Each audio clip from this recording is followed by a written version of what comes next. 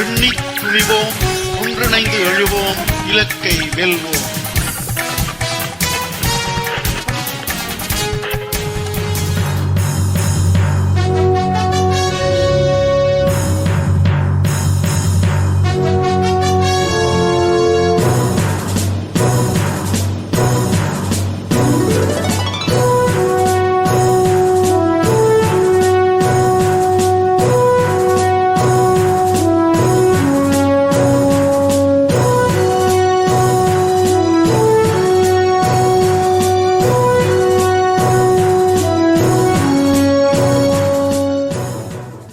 உறவுகள் அனைத்து உருவடை தமிழ் ஆயுள் தமிழோடு இணைந்திருக்கிறீர்கள். உருவடை தமிழில் அரசியல் களம் தாயக உடவியலாளர் இராமேதர்கள் இணைந்து அரசியல் நிலைமைகளை எடுத்து வருவதற்காக இணைந்திருக்கின்ற. வணக்கம் இராமேதரன். வணக்கம் தானே அன்புறவர்களுக்கு நேர வணக்கம். உங்களுக்கு வணக்கத்தை தெரிவித்துக் கொண்டு, உள்ளூராட்சி தேர்தல் தொடர்பாக நாங்கள் ஏற்கனவே பார்த்து விட்டோம். இந்த நேரத்தில் தேர்தல்கள் நடைபெறுகின்ற இந்த நேரத்தில் காணிகள், பல ஏக்கர் காணிகள் விடுவிப்பதாக செய்திகள் வந்திருக்கின்றது. இது தொடர்பாக என்ன அறிந்தீர்கள்? உண்மையில் வடக்கு கிழக்கில் இன்னும் பல ஆயிரக்கணக்கான ஏக்கர் நிலங்கள் ஒரு விடுவிக்கப்படாமல் உயர் பாதுகாப்பு வலயம் என்ற பெயரிலே முப்படையினரால் அபகரிக்கப்பட்டு இருக்கின்றது. அதைவிட இப்போது அண்மை காலமாக இந்த ஆட்சிகள் மாறினாலும் காட்சிகள் மாறாத வகையிலே ஆயுதங்கள் மௌனிக்கப்பட்டதுக்கு பிற்பாடு திணைக்களங்களினால் பல ஆயிரக்கணக்கான ஏக்கர்கள் அடாத்தாக அபகரிக்கப்பட்டிருக்கின்றது. அதாவது முப்படையினரால் பாதுகாப்பு காரணங்களுக்காக அபகரிக்கப்பட்ட ஒரு பகுதி காணிகள் ஒரு இருக்க, திணைக்களங்களினால் சட்ட ரீதியாக என்ற போர்வையிலே அடாத்தாக தமிழர்களுடைய விவசாய நிலங்கள் உள்ளிட்ட தமிழர்களுடைய பாரம்பரிய இடங்கள் பல ஆயிரக்கணக்கான ஏக்கர்கள் தொல்பொருள் திணைக்களம், வனஜீவ ரசிகள் திணைக்களம், வன உயிரிகள் திணைக்களம் என்ற அடிப்படையிலே பல்வேறு திணைக்களங்களினாலும் அபகரிக்கப்பட்டு வடக்கு கிழக்கெங்குமே தமிழர்கள் அகதிகளாக அலைகின்ற ஒரு நிலைமை உருவாக்கப்பட்டிருக்கின்ற. போர் முடிந்து 16வது ஆண்டிலும் இவ்வாறு காணிகள் அபகரிக்கப்பட்ட காரணத்தினால் ஒரு அகதிகளாக வாழ்கின்ற நிலைமை இருக்கின்றது. இப்போ அந்த வகையிலே மாற்றம் என்று வந்த இந்த அரசாங்கமும் காணி விடுவிப்பு என்ற பெயரிலே அவ்வப்போது சில கண்கட்டு வித்தைகளை காட்டிக் கொண்டு வந்தார்கள். இப்போதும் ஒரு அறிவிப்பு வந்திருக்கின்றது. தேர்தல் நெருங்கி வருகின்ற சமயத்தில் இந்த அறிவிப்பு வந்திருக்கின்றது. மிக விரைவாக காணிகள் பெருமளவு, குறிப்பாக ஒரு 100 ஏக்கர் வரையான காணிகள் விடுவிக்கப்படுவதற்கான வாய்ப்புகள் இருக்கின்றது. அதிலே மக்களுடைய காணிகள் என்ற அடிப்படையில் அந்த காணிகள் விடுவிக்கப்பட இருப்பதாகவும் அந்த செய்திகள் மூலமாக அறியக்கூடியதாக இருக்கின்றது. இப்போ அவர்கள் காணி விடுவிப்பு ஏற்கனவே உங்களுக்கு தெரியும், பல்வேறு வாக்குறுதிகள் வழங்கப்பட்ட நிலைமையிலே எதையுமே நிறைவேற்ற முடியாமல் தமிழ் மக்களுடைய வாக்குகளை கவர்வதற்காக இப்படியான ஒரு அறிவிப்பு வெளியிட்டிருக்கலாம் என்றால் பல தரப்பிலும் சந்தேகம் எழுப்பப்பட்டு வருகின்றது. அந்த வகையிலே வடமாகாணத்திலே, குறிப்பாக வடமாகாணத்தில் தான் ஒரு 80 தொடக்கம் 100 ஏக்கர் வரையான காணிகள் விடுவிக்கப்பட இருப்பதாக செய்திகள் வந்திருக்கின்றது. இராமேந்திரன், இந்த காணிகள் விடுவிப்பது என்று சொல்லும் பொழுது எந்தெந்த பகுதிகளில் காணிகள் விடுவிக்க தேசித்திருக்கிறார்கள்? காணி விடுவிப்பு என்று வருகின்ற போது யாழ் மாவட்டம் தான் ஒரு முதன்மை இடமாக இருக்கின்றது. வடக்கு கிழக்கிலே கணிசமான காணிகள் அபகரிக்கப்பட்டிருந்தாலும் யாழ்குடாநாட்டில் தான் ஒரு மக்கள் செறிவாக வாழ்கின்ற ஒரு மாவட்டமாக இருக்கின்றது. குறிப்பாக யாழ் மாவட்டம் என்று வருகின்ற போது வலிவடக்கு. இந்த வலிவடக்கிலே பலாலி விமான நிலையம் மற்றும் அவர்களுடைய உயர் பாதுகாப்பு வலயம், அதோடு சேர்ந்த முப்படை கூட்டுப்படை தலைமைச் செயலகம் உள்ளிட்ட பல இராணுவ முக்கிய இடங்கள் பலாலியை மையப்படுத்தி, பலாலி மயிலடி காங்கேசந்திர மையப்படுத்தியதாக அங்கே நிலைப்படுத்தி இருக்கின்றார்கள். இப்போ இதன் காரணமாக பல ஆயிரக்கணக்கான ஏக்கர் காணிகள் அந்த வலிவடக்கிலே இன்னும் இராணுவத்தினுடைய ஆக்கிரமிப்பில் இருக்கின்றது. குறிப்பாக யாழ்குடா நாட்டில் வலிவடக்கு பிரதேசத்திலே கணிசமான காணிகள் விடுவிக்கப்படுவதற்கான வாய்ப்புகள் இருப்பதாக சொல்லப்படுகின்றது. அதே போன்று கிளிநொச்சி மாவட்டத்திலும் காணிகள் விடுவிக்கப்பட இருப்பதாக சொல்லப்படுகின்றது. இப்போ இந்த 2 மாவட்டங்களிலுமா சேர்த்து சுமார் 100 ஏக்கர் வரையான காணிகளை விடுவிப்பதற்கு அரசாங்கம் நடவடிக்கை எடுத்து வருவதாகத்தான் இப்போது தகவல் கிடைத்திருக்கின்றது. காணி விடுவிக்கப்படுகின்ற போதுதான் மேற்கொண்டு மற்ற விடயங்களை அறிந்து கொள்ளக்கூடியதாக இருக்கும். இராமேந்திரன், உங்களுக்கு தெரியும், கேப்பாப்புலவு அங்கே மக்கள் எத்தனையோ ஆண்டுகளாக போராடி கொண்டு வருகின்றார்கள். அந்த பகுதியில் இருப்பவர்களுடைய வாழ்வாதாரம், இனி குழந்தைகளுடைய கல்வி, இவை எல்லாமே இருக்கின்ற என்ற விடயங்களை ஏற்கனவே சுட்டிக்காட்டியிருக்கிறார்கள். அப்போ இந்த நிலைமைகள் இருக்கின்ற பொழுது ஏற்கனவே விடுவிக்கப்பட்ட காணிகள் மக்கள் அங்கே செல்ல முடியாத ஒரு நிலைமை காணப்படுவதாக கூறப்படுகிறது. அப்படி என்றால் இது ஒரு போலியான நேரத்துக்கேற்ற தாங்கள் ஏதோ செய்து கொண்டிருக்கின்றோம் என்று காட்டுவதற்கான ஒரு முயற்சியாக நீங்கள் இதை பார்க்கிறீர்களா? உண்மையிலே அண்மையிலே நாங்கள் கடந்த நிகழ்ச்சியில் கூட இந்த விடயத்தை பேசியிருந்தோம். இப்போ வழி வடக்கிலே விடுவிக்கப்பட்டதாக கூறிய காணிகள், அதாவது கடந்த காலத்தில் ரணில் அரசாங்கம் இருந்தபோது விடுவிக்கப்பட்டதாக சொல்லப்பட்ட காணிகள் கூட இன்னும் மக்களிடம் கையளிக்கப்படாமல் சீமெந்து தொழிற்சாலை உள்ளிட்ட பகுதிகளிலே இருக்கின்ற அந்த காணிகள் விடுவிக்கப்பட்டதாக அங்கே அரசாங்கத்தால் அறிவிப்பு வெளியிடப்பட்டு அது மிகப்பெரிய ஒரு விளம்பரம் செய்யப்பட்டது. இந்த அரசாங்கத்தினுடைய காலத்தில் கூட அந்த விடயங்கள் நடந்தேறி இருக்கின்றன. உண்மையில இவர்கள் கூடிய காலத்தில் கூட வழிவடக்கிலே அந்த விவசாய காணிகள் விடுவிக்கப்பட்ட ஒரு சம்பவம் என்று அதை வந்து பருத்தித்துறையிலே கற்கோளம் படைமுகம் அகற்றப்பட்டு அந்த காணி அந்த தனியாரிடம் கையளிக்கப்பட்டதாக செய்திகள் வந்து இன்று பல மாதங்கள் ஆகிவிட்டது. அந்த படைமுகம் அது வேறு இடம், நான் நினைக்கிறேன் வடமராட்சியில் எள்ளங்குளம் இராணுவ முகாம் இருக்கிற அந்த எள்ளங்குளம் மாவீர துயிலும் இல்லம் அமைந்த இடம் இராணுவத்தினர் அபகரித்து அங்கே ஒரு முகாம் அமைத்திருக்கின்றார்கள். ஆகவே அந்த கற்கோளம் பகுதியில் இருந்த அந்த முகாம் அகற்றப்பட்டு எள்ளங்குளம் இராணுவ முகாமுக்கு சென்று அது விஸ்தரிக்கப்பட்டிருக்கின்றது. அங்கிருந்து தளவாடங்கள் எல்லாம் ஏற்றி செல்லப்பட்டு இந்த விடுவிக்கப்படுகின்றது என்று சொல்லப்பட்ட நிலைமையிலும் இன்று வரை அந்த காணி விடுவிக்கப்படாமல் இராணுவத்தினுடைய கட்டுப்பாட்டிலேயே அந்த காணிகள் இருக்கின்ற ஒரு நிலைமை இருக்கின்றது. ஆகவே இதிலே யாருமே விதிவிலக்கில்லை. கடந்த ஆட்சி என்று கூட நாங்கள் இதை தட்டி கழித்து விட முடியாது. இப்போது வந்த அனுர அரசாங்கத்தில் கூட இந்த விடயங்கள் இழுவறி நிலைமையிலே காணப்படுகின்றது. ஏற்கனவே நாங்கள் தையிட்டு விவகாரத்திலே பார்த்திருந்தோம். இராணுவம் இந்த அனுர அரசாங்கத்தோடு ஒத்துழையாமை இயக்கத்தை கடைபிடித்து வருவது பல சந்தர்ப்பங்களில் வெளிப்பட்டிருக்கின்றது என்று தையிட்டு விவகாரத்திலே தாங்கள் உரிய தீர்வை காண முற்பட்டாலும் சில தரப்பினர் அதுக்கு பாதிப்பு ஏற்படுத்தக்கூடிய வகையில செயல்படுகின்றார்கள் என்ற வகையிலே அந்த புதிய கட்டடம் இராணுவத்தினுடைய ஏற்பாட்டிலே திறந்து வைக்கப்பட்ட அந்த சம்பவத்தை இந்த ஜேவிபி அரசாங்கத்தினுடைய முக்கியஸ்தர்களே சொல்லி ஆதங்கப்படுகின்ற அளவுக்கு நிலைமை இருந்தது என்று சொன்னால், ஒரு முப்படைகளுடைய பிரதானியாக இருக்கின்ற ஜனாதிபதி அவர் தீர்மானித்து இந்த காணிகளை விடுவிப்பதாக அறிவிப்பு செய்யப்பட்ட போதிலும் இல்லை இந்த விடயங்களிலே ஒரு நல்ல நடவடிக்கை மேற்கொள்ள வேண்டும் என்று சொல்லப்பட்ட நிலைமையில் கூட இராணுவத்தினர் அதுக்கு ஒத்துழைக்காத ஒரு நிலைமைதான் காணப்படுகின்றது. நாங்கள் ஏற்கனவே இதை பல சந்தர்ப்பங்களில் சுட்டிக்காட்டி இருக்கின்றோம். இராணுவம் முன்னப்போதும் இல்லாத அளவுக்கு பல கூறுகளாக பல அணிகளாக பிளவுபட்டிருக்கின்றது. அதுதான் இவ்வாறான இழுவறைக்கு காரணம் என்று நான் அவதானிக்கின்றேன். குறிப்பாக இராணுவத்திலே ஒவ்வொரு இராணுவ தளபதிகளாக இருந்து ஓய்வு பெற்றவர்கள் பல்வேறு அரசியல் பின்னணிகளிலே அவர்கள் தனித்தனி துருவங்களாக இருக்கின்றார்கள். சரத் பொன்சேகா ஃபீல்ட் மார்ஷல் சரத் பொன்சேகா அரசியல் நிலைப்பாடு காரணமாக அவர் ஒரு துருவமாகவும், சவேந்திர சில்வா அவர் பதவியினுடைய இறுதி காலத்திலே அவர் இந்தியாவினுடைய ஒரு விசுவாசியாக இந்தியாவினால் கையாளப்படுகின்ற ஒருவராக அவதானிகளால் சுட்டிக்காட்டப்பட்டு வந்தது. ஆகவே அவர் சார்ந்த இராணுவத்தினர் அவ்வாறான ஒரு நிகழ்ச்சி நிரலை செயல்படுவதற்கான வாய்ப்புகள் இருக்கின்றது. அதை விட ராஜபக்சேக்களுடைய நேரடியான ஒரு விசுவாசம் மிக்க ஒரு இராணுவ அணி செயல்படக்கூடிய வாய்ப்புகள் இருக்கின்றது. இப்படியாக இராணுவத்துக்குள் ஒரு பல அணிகளாக புலவப்பட்டிருக்கின்ற நிலைமையிலே இராணுவத்தை உள்நாட்டில் இருக்கின்ற அரசியல் தரப்பினரை விட புறசக்திகளும் கையாளக்கூடிய ஒரு நிலைமை இப்போது அவதானிக்கூடியதாக இருக்கின்றது. இந்த தையிட்டு விவகாரத்திலே ஒரு புறசக்தியினுடைய தலையீடு இருப்பதாகவும் அவதானிக்கூடியதாக இருக்கின்றது. இப்போது தேசிய மக்கள் சக்தி அந்த அன்ரோமர் திசநாயக்க அரசாங்கத்தை அரசியல் ரீதியாக நெருக்கடிக்குள்ளாக்குவதற்கு தமிழர்களுக்கும் அனுரோமர் திசநாயக்க அரசாங்கத்துக்கும் இடையிலே இடைவெளி ஏற்படுத்துவதற்காக ஒரு புறசக்தி ஒன்று கடுமையாக வேலை செய்து வருவதை அவதானிக்கூடியதாக இருக்கின்றது. அதாவது தமிழர்களுடைய விவகாரத்தை மையப்படுத்தியதாக ஒரு தீவிரமான ஒரு உணர்வு ரீதியான நிலைமையை தோற்றுவிப்பதற்கு இந்த தையிட்டு விவகாரம் பூதாகரப்படுத்தப்பட்டு வருகின்றது. ஆகவே அதற்கு இராணுவம் ஒரு கருவியாகவும் ஒரு பயன்படுத்தப்பட்டு வருகின்றது என்று சொன்னால், அந்த புறசக்தியினுடைய கையாளுகைக்குள் தான் இராணுவம் இருக்கின்றதா, இல்லை இராணுவத்தை வழிநடத்துகின்ற அந்த தரப்பை வழிநடத்துகின்ற ஒரு தலைமை அவ்வாறு இருக்கின்றதா என்ற ஒரு ஐயப்பாடு வலுவடைந்து வருகின்றது. ஏனால் இலங்கையினுடைய நிறைவேற்ற அதிகாரம் கொண்ட ஜனாதிபதியினால் அந்த நாட்டினுடைய இராணுவத்தை கட்டுப்படுத்த முடியவில்லை என்று சொன்னால், எங்கே தவறு நடக்கின்றது என்பதை இன்னும் பொறுப்பு சொல்ல வேண்டியவர்கள் பொறுப்பு சொல்லாமல், அதை உங்களுக்கு தெரியும், கடந்த யாழ் மாவட்டத்தில் நடந்த தேர்தல் பரப்புரை கூட்டத்திலே அரசியல் தரப்பினர் அரசியல் காரணங்களுக்காக வடக்கிலும் தெற்கிலும் கையிலே எடுக்கின்ற அந்த இனவாத தரப்பினர் இந்த பிரச்சனையிலிருந்து விலகுவார்களாக இருந்தால் சம்பந்தப்பட்ட தரப்பினர் நேரடியாக பேசி சுமூகமான தீர்வை காண முடியும் என்பதாக ஜனாதிபதி ஒரு பகிரங்கமான ஒரு பொய் மூட்டையை அவிழ்த்து விட்டிருந்தார். உண்மையான காரணம் ராணுவம் தான் அந்த தையிட்டி விகாரை அமைத்தது. ராணுவம் தான் இதிலே தீர்மானிக்க வேண்டுமே தவிர அங்கே ராணுவம் தான் அந்த விகாரை அமைத்தது. விகாராதிபதி அங்கே கொண்டு வந்து குந்த வைத்தது ராணுவம் தான்.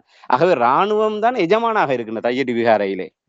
தையிட்டி விகாரையிலே எஜமானாக இருக்கின்ற ராணுவத்தை கட்டுப்படுத்துவதற்கு வக்கில்லாத ஜனாதிபதி தமிழ் தரப்பு மீது அதாவது உதய ஹம்மன்பில சரத் வீரசேகர போன்ற ஒரு காட்டுமிராண்டி இனவாதிகளோடு தமிழ் தரப்பை ஒப்பிட்டு 2 தரப்பும் தான் இதற்கு காரணமாக இருக்கின்றது என்ற ஒரு பழியை சுமத்தி விட்டு அவர்கள் தங்களுடைய கையாளத்தனத்தை மூடி மறைக்க வலிக்கிட்டார்கள். அதே போன்ற ஒரு நிலைமை தான் இந்த காணி விடுவிப்பிலும் இருக்கின்றது. காணியை விடுவிப்பதாக சொன்னாலும் இவர்கள் கடந்த ஆட்சியை கூட கை நீட்டி குறை சொல்லிவிட முடியாத அளவுக்கு இவர்களுடைய ஆட்சியிலும் காணிகள் விடுவிக்கப்பட்டதாக சோடிக்கப்பட்டு, உங்களுக்கு தெரியும் பசாவலான் வீதி பல மாதங்களுக்கு முன்னர் இந்த வீதியை திறந்து விட்டோம் என்று சொல்லி படம் காட்டினார்கள். இறுதியாக இப்போதுதான் அந்த இன்னொரு வீதி பலாலியிலிருந்து நேரடியாக அந்த செல்கின்ற அந்த பசாவலான் அந்த வீதியை திறந்திருக்கேன். அது கூட பல கட்டுப்பாடுகள் காலை நேர கட்டுப்பாடு இருக்கின்றது. இராணுவ சோதனை சாவடியுடைய தொடக்கத்திலிருந்து மறுகரை இருக்கின்ற சோதனை சாவடி செல்லும் வரை வாகனத்திலே யாருமே இறங்க முடியாது. அந்த பகுதியிலே புகைப்பட காணொளிகளை பதிவு செய்ய முடியாது. வேறு எந்த ஒரு காரணத்துக்காகவும் அங்கே இடையில இறங்கி நடமாடுவதற்கு தடை விதிக்கப்பட்டிருக்கின்றது. ஆகவே வெறுமனே அந்த வீதியை பயன்படுத்துவதற்கு மட்டும்தான் அங்கே அனுமதிக்கப்பட்டிருக்கின்றது. இது உங்களுடைய சாதனை. ஆகவே இந்த காணி விடுவிப்பு என்பது உண்மையிலே அது ஒரு போலித்தனமான ஒரு விடயமாகத்தான் இது பார்க்கப்படுகின்றது. உண்மையிலே இவர்கள் ஒரு தமிழ் மக்கள், நீங்கள் குறிப்பிட்டதை போன்று கேப்பாப்புலவ மக்கள் என்று பல ஆண்டுகளாக அவர்கள் தங்களுடைய காணிகளுக்காக போராடி கொண்டிருக்கின்றார்கள். வழிவடக்கிலும் போராடி ஓய்ந்து போய் அந்த போராட்டம் ஒரு தீவிரமாக உலகத்தினுடைய கவனத்தை திசை திருப்புகின்ற அளவுக்கு அந்த போராட்டம் வலிமை அடைந்த போதுதான் அவர்கள் அங்கொன்றும் இங்கொன்றுமாக காணிகளை விடுவித்து அந்த வழிவடக்கிலே அந்த காணி விடுவிப்புக்காக போராடுகின்ற மக்களை புலவடைய செய்தார்கள், பலகீனப்படுத்தினார்கள். அது சிங்களத்தினுடைய ராஜதந்திரம். ஒட்டுமொத்தமாகவே வழிவடக்கு காணி விடுவிப்புக்கான முன்குடியேற்ற அமைப்புன்ற பெயரில் இருந்தவர்களை மயிலட்டி, காங்கிரஸ், செந்துறை, ஊரணி, பலாலி, பசாவுலான் உள்ளிட்ட பல்வேறு கிராமங்களைச் சேர்ந்த காணிகள் பாதிக்கப்பட்டவர்கள் இணைந்துதான் அங்கே போராடினார்கள். ஒரு மயிலட்டியிலே ஒரு கணிசமான காணிகளை விட்டார்கள், காங்கிரஸ் செந்துறையில கணிசமான காணிகளை விட்டார்கள், பலாலியிலே விட்டார்கள், குறிக்கட்டுவானிலே விட்டார்கள், மன்னிக்கணும் வசாவுலானிலே விட்டார்கள், குடும்ப செட்டியிலே விட்டார்கள். இப்படியாக பல இடங்களிலே காணிகளை அங்கொன்றும் இங்கொன்றுமாக விட்டு மக்களை புலவடைய செய்தார்கள். இப்ப காணிகளை விடுவித்தவர்கள் போராட செல்ல மாட்டார்கள். ஆகவே இது ஒரு தந்திரமாக அந்த போராட்டத்தை வலுக்குறைப்பு செய்து இன்று வழிவடக்கு போராட்டம் என்பது ஒரு நலிவடைந்த நிலைமையில இருக்கின்றது. ஆனால் இன்றும் வழிவடக்கிலே பல ஆயிரக்கணக்கான ஏக்கர் காணிகள் விடுவிக்கப்படாமல் இருக்கின்றது. ஆனால் கேப்பாப்புலவு மக்கள் இன்றும் தங்களுடைய காணி விடுவிப்புக்காக தொடர்ச்சியாக அவர்கள் போராட்டங்களை நடத்தி கொண்டிருக்கின்றார்கள். அது ஒரு மூடி மறைக்கப்பட்ட ஒரு இளமரகாயான விடயமாகத்தான் அது சென்று கொண்டிருக்கின்றது. ஆகவே காணி விடுவிப்புகள் என்பது ஒரு முழுமையாக தமிழர் தாயகத்திலே நியாயபூர்வமாக ஒரு நடக்கக்கூடிய நிலைமையில இதுவும் ஒரு தேர்தலுக்காக அவர்களுடைய ஒரு நாடகமாகத்தான் இதை நாங்கள் பார்க்கக்கூடியதாக இருக்கின்றது. ஜேவிபியின் அனுரகுமார் திசாநாயக்க தேர்தல் பிரச்சார பணியில் மேடையில் வெளிப்படையாக கூறியிருந்தார், வாக்கு போட்டால் மட்டுமே நிதி ஒதுக்கிடப்படும் என்று அந்த விடயத்தை கூறும்பொழுது, அப்படி என்றால் இந்த விடயத்தை இப்பொழுது இந்த நேரத்தில் இந்த காணிகளை பல ஏக்கர் காணிகளை விடுவிப்பதாக இருந்தால் இதுவும் ஒரு தேர்தல் ஆதாயத்துக்கான ஒரு முயற்சியாக நீங்கள் பார்க்கிறீர்களா? நிச்சயமாக உறுதியாக நாங்கள் கூற முடியும் என்று அதிலே மாற்றுக்கிறதுக்கு இடமில்லை. நீங்கள் மக்களுடைய காணிகளை விடுவிப்பதற்கு 4 நட்சத்திரம் பார்க்க வேண்டிய அவசியம் இல்லை. அவர்கள் மக்கள் இப்ப நாங்கள் முன்னர் குறிப்பிட்டதை போன்று இந்த ஜேவிபி அரசாங்கம் ஜனாதிபதி அனுரகுமார திசாநாயக்காவிலிருந்து அதனுடைய முக்கிய பிரமுகர்கள் அத்தனை பேருமே சொல்கின்ற வாய் வார்த்தை மனப்பாடம் செய்ததை போன்று அவர் சொல்கின்ற விடயம், மக்களுடைய காணிகள் எக்காரணம் கொண்டும் அபகரிப்பதை நாங்கள் ஏற்றுக்கொள்ள முடியாது. மக்களுடைய காணி மக்களுக்கே வழங்கப்படும். அது இராணுவத்தினர் வசம் இருந்தால் என்ன, இவருடைய வசம் இருந்தால் என்ன, மக்களுடைய காணிகள் இப்போதைக்கு பலாலி விமான நிலையத்தை மையப்படுத்தியதாக இருக்கின்ற காணிகளை தவிர்த்து ஏனைய காணிகள் அனைத்துமே கட்டங்கட்டமாக விடுவிக்கப்படும் என்பதாக அவர்கள் கூறுகின்றார்கள். அந்த கட்டங்கட்டமாக என்பது 5 வருடம் முடியும் வரை கூட அவர்கள் அந்த கட்டங்கட்டமாக அவர்கள் தாங்கள் தீர்மானித்துக் கொள்ள முடியும். ஆனால் தாமதிக்கப்படுகின்ற நீதி மறுக்கப்படுகின்ற நீதிக்கு சமன் என்ற வகையிலே இந்த காணி விடுவிப்பு கூட தமிழ் மக்களுக்கு மிகப்பெரிய ஒரு அநீதி இழைக்கப்படுகின்றது என்று அவர்கள் நீங்கள் அடிக்கடி கூறுவதை போன்று இந்த ஜேவிபி அரசாங்கம் ஒரு உணர்ச்சி பூர்வமாக பேசுகின்றார்கள்.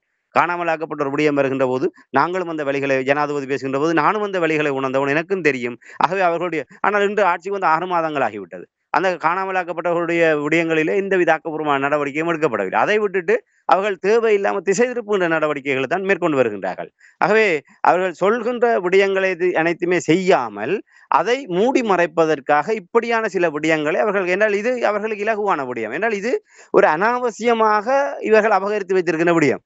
அரசியல் கைதிகளை விடுதலை செய்யட்டும் பார்ப்போம், விடுதலை செய்ய மாட்டார்கள். இன்று காணாமலாக்கப்பட்டவருடைய விடயத்திலே ஏதாவது ஒன்று செய்யட்டும் பார்ப்போம், செய்ய முடியாது. ஒரு இராணுவத்தை கொண்டு நீதிமன்றத்தில் நிறுத்திவிட்டால் அத்தனை சிங்கள வாக்குகளும் உடனடியாகவே திசை திரும்பிவிடும். அதை செய்வதற்கு இவர்கள் தயாராக இல்லை. காணிகள் என்பது அளவுக்கு அதிகமாக அனாவசியமாக பிடித்து வைத்திருக்கின்றார்கள். ஆகவே பிடித்து வைத்திருக்கின்ற ஒன்றை இந்த ஏதோ போனா போட்டும் என்று சொல்லி ஒரு அங்கொன்றும் இங்கொன்றுமாக காணிகளை விடுவிப்பதனால் அவர்களுக்கு எந்தவித செய்தாரமும் ஏற்பட போவதில்லை.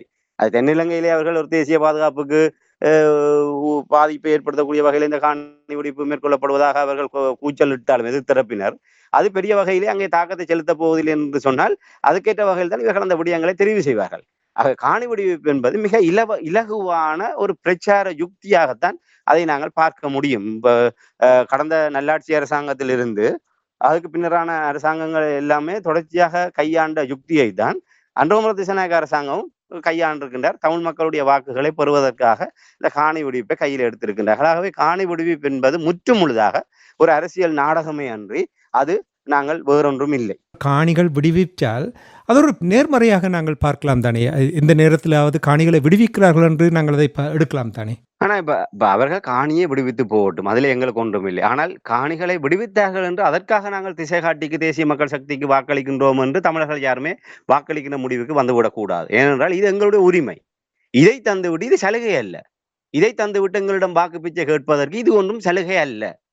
இன்று 30-40 ஆண்டுகளுக்கு முன்னர் நாங்கள் பரம்பரையாக ஆண்டாண்டு காலமாக வாழ்ந்த எங்களுடைய மண்ணை அபகரித்து எங்களை உள்நாட்டிலே அகதிகளாக்கிவிட்டு அவர்கள் இன்று பிச்சை ஓடுவதை போன்று இந்த உனக்கு இந்த துண்டு காணி தருகின்றேன், இந்த காணியை தருகின்றேன் என்று அந்த காணியை விடுவித்ததுக்கு பிற்பாடு கூட இராணுவத்திடம் கையேந்துகின்ற ஒரு நிலைமை தான் இருக்கின்றது.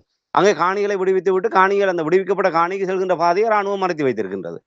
இராணுவம் அனுமதித்தால் தான் காணிக்கு செல்ல முடியும். இல்லை இராணுவத்தினுடைய கண்காணிப்புக்குள்ளாகத்தான் அவர்கள் அந்த காணிகளுக்கு சென்று தங்களுடைய விடயங்களை மேற்பார்வை செய்யக்கூடிய வகையிலே இருக்கின்றது. கடந்த காலத்தில் உங்களுக்கு தெரியும், வெளிவடக்கிலே விவசாய நிலங்கள் விடுவிக்கப்படும். வெறுமனே விவசாய நடவடிக்கைக்காக மட்டும்தான் அந்த காணிகள் விடுவிக்கப்பட்டது. அவர்கள் எந்த நிரந்தரமான கட்டுமானங்களும் அங்கே மேற்கொள்ளக்கூடாது என்ற ஒரு கட்டுப்பாட்டுடன் அந்த காணிகள் விடுவிக்கப்பட்டது.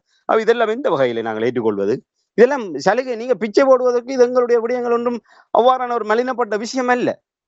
நீங்கள் வேண்டும் என்று சொன்னால் நீங்கள் எங்களுக்குரிய ஒரு பொருளாதார அபிவிருத்தி திட்டங்களையும் அவ்வாறான விடயங்களையும் செய்துவிட்டு நீங்கள் ஒரு நிலைவேறான அபிவிருத்தியை நோக்கி எந்தவித எதிர்பார்ப்பும் இல்லாமல் வடக்கு கிழக்கிலே தமிழ் மக்களும் இந்த நாட்டினுடைய சக குடிமக்கள் தான். இன்று தென்னிலங்கையிலே எத்தனையோ தொழிற்சாலைகள் இருக்கின்றது. இன்று வடக்கு கிழக்கிலே அரசாங்கத்தினால் ஏதாவது தொழிற்சாலைகள் உருவாக்கப்பட்டிருக்கின்றதா? அப்ப நீங்கள் வாக்கு அரசியலுக்காக அல்லாமல் ஒரு நிலைவேறாக வடக்கு கிழக்கிலே தமிழர் தாயகத்திலே எதிர்கால தலைமுறையினர் வேலைவாய்ப்புக்காக வெளிநாடுகளுக்கோ இல்லை வேறு மாவட்டங்களுக்கோ செல்லாத வகையிலே அந்தந்த பிரதேசங்களில் இருக்கின்ற மூலவளத்தை பயன்படுத்தி செய்யக்கூடிய தொழில் வளங்களை இனங்கண்டு அந்த தொழிற்சாலைகளை இங்கே அமைப்பதற்குரிய நடவடிக்கைகளை எடுங்கள். அது மக்கள் தாங்களாக உணர்ந்து கொள்வார்கள். இந்த அரசாங்கம் முன்னே அரசாங்கங்களை போன்று அல்லாமல் எந்தவித விளம்பரமும் இல்லாமல் எந்தவித எதிர்பார்ப்பும் இல்லாமல் எங்களுக்காக இதை செய்து தந்திருக்கின்றார்கள். இத்தனை நூற்றுக்கணக்கான குடும்பத்தினருக்கு வேலைவாய்ப்பு வழங்கி இருக்கின்றார்கள், இத்தனை 1000 கணக்கான பேருக்கு வேலைவாய்ப்பு வழங்கி இருக்கின்றார்கள் என்று தாங்களாக உணர்ந்து அவர்கள் உங்களுக்கு பின்னாலே வருகின்ற போது நாங்கள் அதை தடுக்கப் போவதில்லை. ஆனால் அப்படி எதுவுமே செய்யாமல் எங்களுடைய காணியிலிருந்து எங்களை 3-4 தசாப்தங்களாக அகதிகளாக அலைய விட்டு எப்படா இதை விட்டா போதும் என்ற அளவிலே நாங்கள் அந்த விடுதலைக்காக அந்த காணி விடுவிப்புக்காக ஏங்கிக் கொண்டிருக்கின்ற நிலைமையிலே அதை விடுவித்து விட்டு அதை ஒரு சாதனையாக காட்டி வாக்கறுவடை செய்வது என்பதை நாங்கள் ஏற்றுக்கொள்ள முடியாது. அதற்காகத்தானும் அதை நாங்கள் ஏற்றுக்கொள்ள முடியாது. காணிகள் விடுவிப்பு என்பது சாதாரணமாக கடந்து செல்ல வேண்டிய ஒரு விடயம். அதை ஒரு விழாவாக வைத்து ஒரு முக்கிய பிரமுகர்கள் வந்து வீதியை விடுவிப்பதும் இல்லை அதை ஒரு அடுத்த நாள் ஊடகங்களிலே தலைப்புச் செய்தியாக வருகின்ற அளவுக்கு அறிவிப்புகளை வருவதற்கு அது எந்தவித முக்கியத்துவமான விடயமும் அல்ல. நீங்கள் சத்தம் இல்லாமல் செய்ய வேண்டிய விடயம். அப்படி என்று சொன்னால் இந்த காணி விடுவிக்கப்படுகின்ற போது அந்த 30-40 ஆண்டுகளாக உள்ள அகதிகளாக்கப்பட்டு அந்த காணிகளை இராணுவம் வைத்திருந்தது இழப்பீடை கொடுக்க முடியுமா இந்த அரசாங்கத்தால்? அந்த இழப்பீட்டுக்கு உறுத்துடையவர்கள் ஒவ்வொரு காணி உரிமையாளர்களும் அந்த இழப்பீட்டுக்கு உறுத்துடையவர்கள். அதை கொடுப்பதற்கு இவர்கள் தயாராக இருக்கின்றார்களா? சர்வதேச ரீதியாக அந்த சட்டம் இருக்கின்றது. ஒரு காணியை அவர்களுடைய விருப்பமின்றி அடாத்தாக ஒரு முப்படையினராக இருந்தாலும் அவர்கள் அபகரித்து வைத்திருந்தால் அந்த காணிக்குரிய அந்த இழப்பீட்டு தொகை வாடகை பணம், அதாவது காணி நாங்கள் விருப்பப்பட்டு வழங்கினால்தான் அதுக்கு இழப்பீட்டை பெற்றுக்கொள்ள முடியும். இது காணியை பயன்படுத்தியதற்கான ஒரு வாடகை பணம். இல்லை, இத்தனை ஆண்டுகளாக அந்த காணிகள் பயன்படுத்தப்பட்டதற்கு அரச நிதியிலிருந்து அது ஒதுக்கப்பட வேண்டும் என்று பாதுகாப்பு செலவினம் என்ற பெயரிலே இத்தனை ஆயிரம் கோடிகளை இராணுவத்துக்கு ஒதுக்குகின்றார்கள். இன்று 3-4 தசாப்தங்களாக எங்களுடைய மக்கள் அகதிகளாக இந்த நாட்டிலே அலைய விட்டு விட்டு மீள்குடியேற்றம் என்ற பெயரிலே அவர்களுக்கு வீட்டு திட்டத்தை வழங்குகின்ற போது 6 லட்சம், 8 லட்சம், 10 லட்சம், 12 லட்சம் என்று சொல்லி பிச்சை காசு போடுகின்றார்கள். ஆனால் எங்களுடைய மக்களை அகதிகளாக்கிவிட்டு அந்த இராணுவ முகாமில் இருக்கின்ற இராணுவம் எவ்வளவு வசதி வாய்ப்போடு இருக்கின்றார்கள் என்று தெரியுமா? எத்தனை கோடான கோடி பங்களாக்களை கட்டி அந்த பங்களாக்களே அதி சொகுசான வாழ்க்கையில வாழ்ந்து கொண்டிருக்கின்றார்கள். எங்களுடைய மண்ணை அபகரித்து வைத்துக் கொண்டு இந்த எங்களுடைய மக்கள் யாருமே விரும்பி அழைக்கவில்லை இராணுவத்தை. எங்களுடைய பாதுகாப்புக்காக அவர்கள் இங்கே இருக்கவில்லை, இந்த நாட்டினுடைய பாதுகாப்பாக இங்கே இருக்கவில்லை. தமிழர்களை அடக்கி ஆள வேண்டும், இராணுவத்தின் தமிழர்களை நசுக்கி வைத்திருக்க வேண்டும் என்ற எதேச்சதிகார எண்ணத்தோடு தான் இராணுவம் வடக்கு கிழக்கிலே குந்த வைக்கப்பட்டு கொண்டிருக்கின்றார்கள். இன்று ஒட்டுமொத்த இலங்கைக்கு இல்லாத பாதுகாப்பு அச்சுறுத்தல் வடக்கு கிழக்கிலே வரப்போகின்றது. இராணுவத்திலே முக்காவாசி இராணுவத்தினர் வடக்கு கிழக்கில் தான், குறிப்பாக வடக்கில் தான் நிலை கொள்ள வைக்கப்பட்டிருக்கின்றார் இலங்கையினுடைய இராணுவ படையணிகளிலே. எதற்காக வடக்கிலிருந்து எந்த அச்சுறுத்தல்? இந்தியாவிலிருந்து படையெடுத்து வரப்போகின்றார்களா, இல்ல வேறு நாட்டிலிருந்து படையெடுத்து வரப்போகின்றார்களா வடக்கை காவல் காப்பதற்கு? இது முழுக்க முழுக்க தமிழர்களை இராணுவ எதேச்சதிகாரத்துகள் வைத்திருக்க வேண்டும் என்ற ஒரு நிலைப்பாட்டில் தான் இந்த இராணுவம் இங்கே வைக்கப்பட்டிருக்கின்றார்கள். ஆகவே அந்த காணிகளை விட்டுவிட்டு நாங்கள் அகதிகளாக அனாதைகளாக தெருவாக அலைகின்றோம். ஆனால் அந்த மண்ணிலே குந்திக்கின்ற இராணுவம் அதி சொகுசாக இருக்கின்றது. கடந்த நல்லாட்சி காலத்தில் என்ன நடந்தது? இந்த அரசியல் படுக்கையில் இருந்த சம்பந்தன் சுமந்திரன் தரப்பினர் அப்போது மீள்குடியேற்ற அமைச்சினுடைய செயலாளர் அவர் ஊடாக, நான் நினைக்கிறேன் அவருடைய பெயர் நினைவுக்கு வரவில்லை, அவருடைய துணையோடு மீள்குடியேற்றத்துக்கு ஒதுக்கப்பட்ட பல ஆயிரக்கணக்கான கோடிகளை இராணுவத்துக்கு திருப்பி ஏமாற்றி எடுத்த சதி நடைபெற்றது எத்தனை பேருக்கு தெரியும்? சுவாமிநாதன், மீள்குடியேற்ற அமைச்சினுடைய செயலராக இருந்த சுவாமிநாதன், அந்த சுவாமிநாதனோடு சேர்ந்து சம்பந்தன் சுமந்திரன் செய்த அயோக்கியத்தனம் எத்தனை பேருக்கு புரியும்? நல்லாட்சி காலத்திலே காணி விடுவிக்கப்பட்டது. அந்த காணி இராணுவ முகாம் அமைக்கப்பட்ட காணிகள் விடுவிக்கப்பட்டது.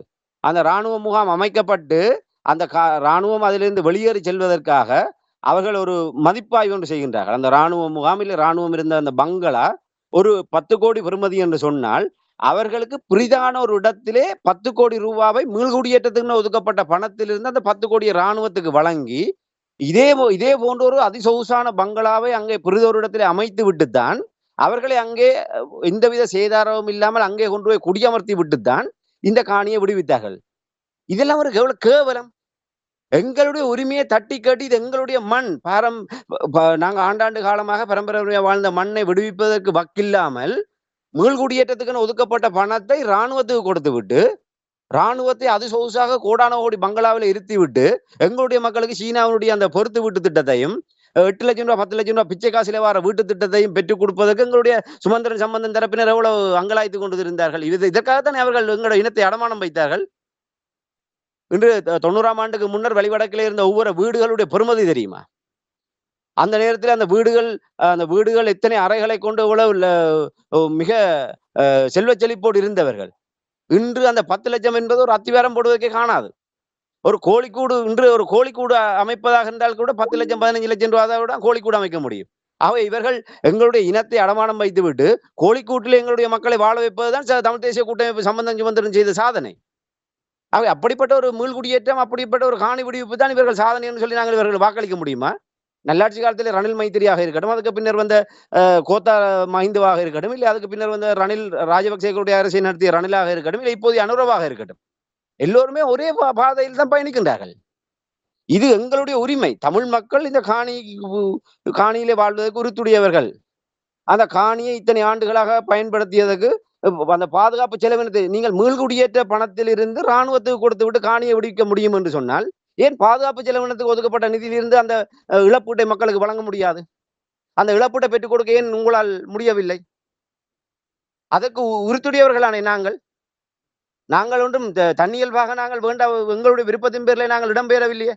எங்களுடைய மண்ணை ஆக்கிரமித்து எங்களை அடித்து விரட்டி விட்டு அந்த இடத்துல வந்து இராணுவம் குந்தி இருந்தது.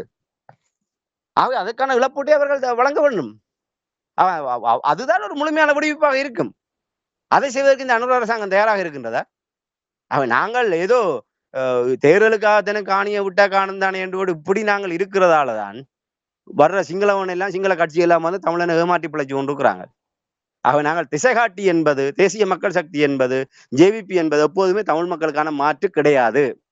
அது காணி வெடிப்பாக இருக்கட்டும், உண்மையான மாற்றம் என்பது தமிழர்கள் உளப்பூர்வமாக நாங்கள் இந்த இலங்கையர்கள் என்று இந்த நாட்டிலே எப்போது உணர்வுபூர்வமாக நினைக்கின்ற ஒரு நிலையை இவர்கள் ஏற்படுத்துகின்றார்களோ அந்த நிலை, அந்த கணப்பொழுதில்தான் நாங்கள் இந்த மாற்றத்தை அனுபவிக்க முடியும். நாங்கள் இன்றும் இலங்கையிலே ஒவ்வொரு சந்தர்ப்பத்திலும் தமிழர்கள் சிறுபான்மையினர் அடக்கி ஆளப்படுகின்றோம் என்பதை உணர்கின்ற வகையில் தான் இந்த அரசு செயல்பாடுகள், அரசு நிர்வாகங்கள் செயல்பட்டு கொண்டிருக்கின்றது.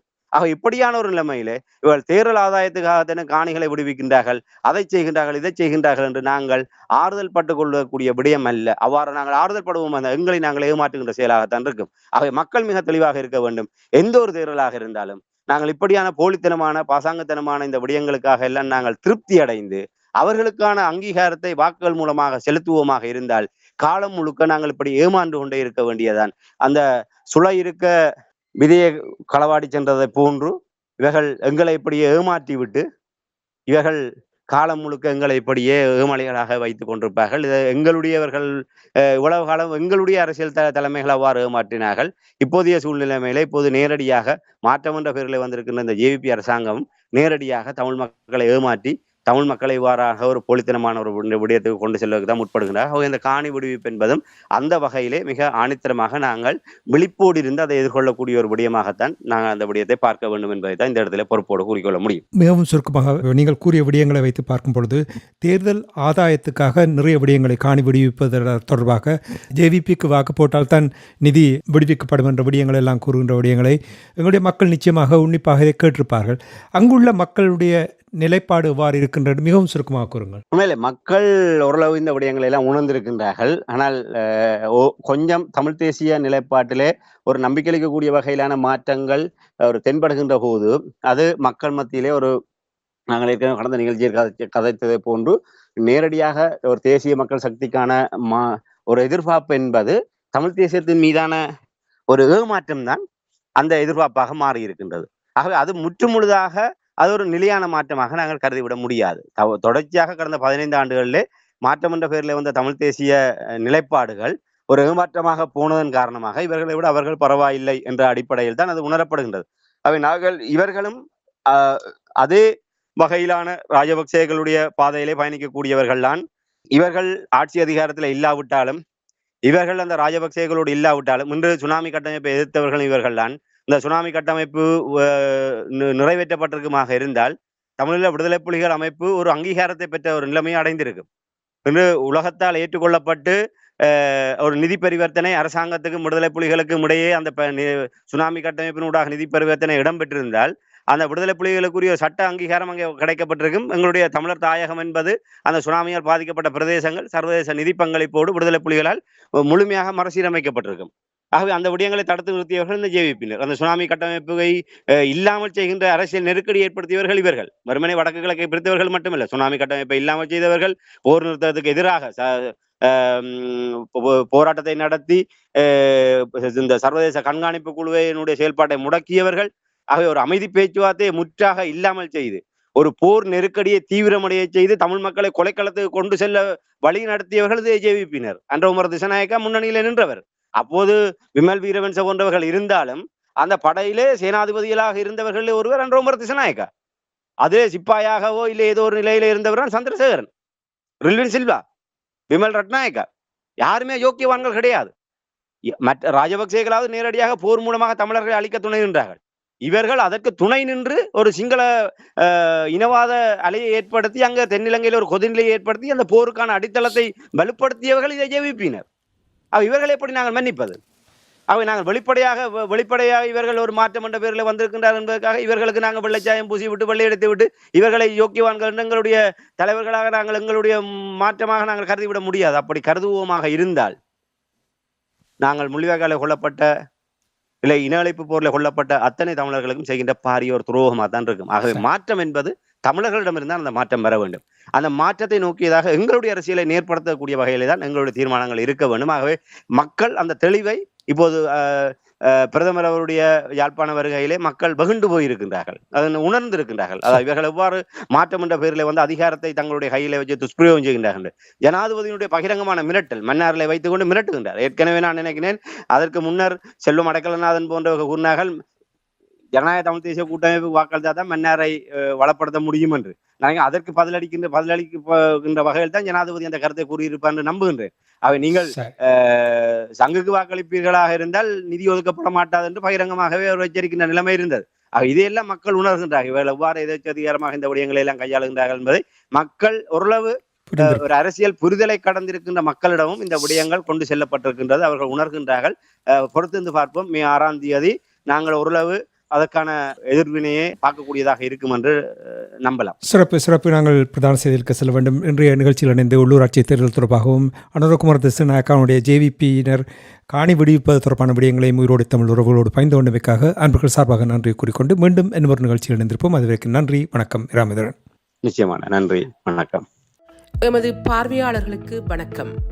மக்களின் குரலாய் ஓங்கி ஒலிக்கும் இலக்கு மின்னிதழ் மற்றும் உயிரோடை தமிழ் வானொலி ஆகிய இவ்விரு ஊடகங்களும் உங்களைப் போன்ற எமது நேயர்கள் நண்பர்களின் ஆதரவிலேயே இயங்கி வருகின்றன.